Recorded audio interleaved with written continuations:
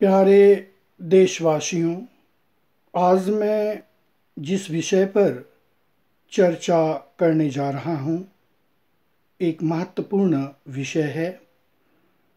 पिछले कुछ माह पूर्व कोरोना महामारी का खतरा टल गया था, लेकिन अभी-अभी एक माह पहले सूचना मिली है कि कोरोना महामारी से संबंधित एक ऐसा वेरिएंट आया है जो विश्व को प्रभावित कर दिया है। नवंबर माह में दक्षिण अफ्रीका में ओमिक्रॉन नामक वेरिएंट आया है और विश्व के 38 देशों में इसका फैलाव हो चुका है, जो चिंता का विषय है।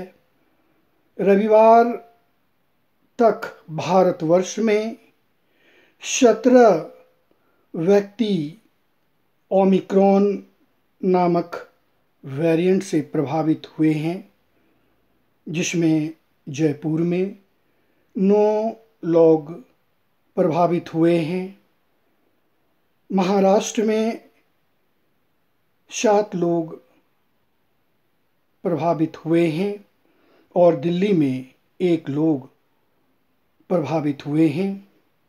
यह चिंता का विषय है।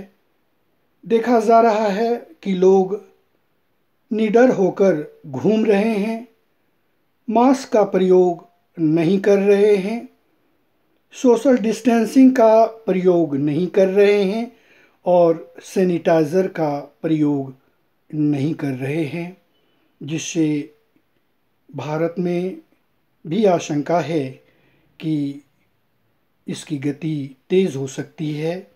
इस वेरिएंट में यह पता नहीं चलता है, यह पता चलता है कि अगर किसी व्यक्ति को ओमिक्रॉन नामक वेरिएंट प्रभावित करता है तो दर्द महसूस होता है।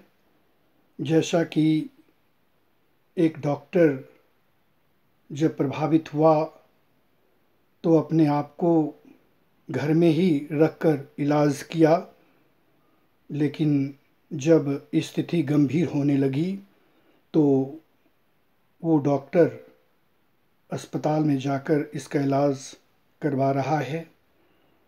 भारतवर्ष में तीव्र गति से वैक्सीन का कार्य चल रहा है।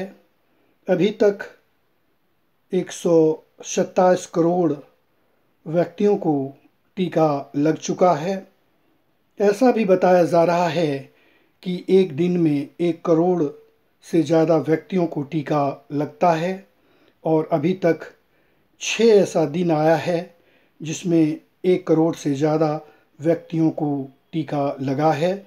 यह मोदी सरकार का एक उत्तम प्रयास है और आने वाला समय निश्चित रूप से भारतवर्ष के सभी व्यक्तियों को टीका लग जाएगा।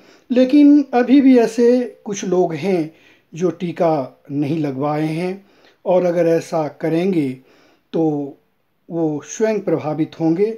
आवश्यकता इस बात की है कि उन्हें भी टीका लगवा लेना चाहिए और हमें सावधानी बरतनी चाहिए, क्योंकि यह एक ऐसा वेरिएंट है जो अगर तेज़ी से फैल गया तो समस्या बन सकती है।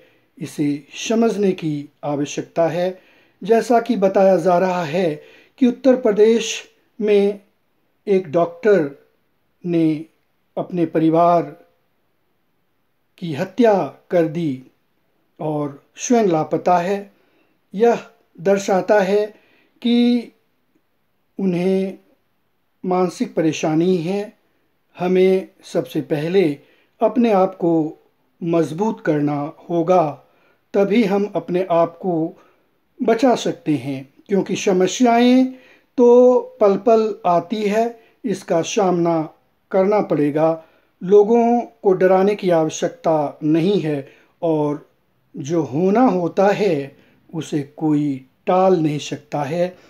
इसलिए हमें मजबूती से अपने आप को नियंत्रण में रखने की आवश्यकता है। जैसा कि विशेषज्ञों का कहना है कि जिसकी इम्यूनिटी कमज़ोर होती है उन्हें प्रभावित करती है, लेकिन मैं कहता हूँ कि अगर इम्यूनिटी कमज़ोर होगी तो क्या यह सभी को प्रभावित कर सकती है? जैसा कि पिछले 2 वर्षों में देखा गया कि विश्व में काफ़ी संख्या में लोगों को प्रभावित किया। क्या सभी की इम्यूनिटी कमज़ोर थी? हमें अपने आप को मजबूत करने की आवश्यकता है। और एक बात मैं कहना चाहूँगा कि मोदी सरकार एक उत्तम प्रयास कर रही है, लेकिन दूसरी बात यह है कि उन्हें और पहले ही इंटरनेशनल फ़्लाइट को रद्द कर देना चाहिए, क्योंकि ऐसा देखा गया कि जो लोग भी ओमिक्रॉन वेरिएंट से प्रभावित हुए हैं वो तंजानिया से आए हैं, दक्षिण अफ्रीका से आए हैं। और जैसा कि डॉक्टरों का कहना है कि यह उतना प्रभावित नहीं करेगी, लेकिन फिर भी कहा जा सकता है कि अभी पूर्ण रूप से इसके बारे में कहना मुश्किल है।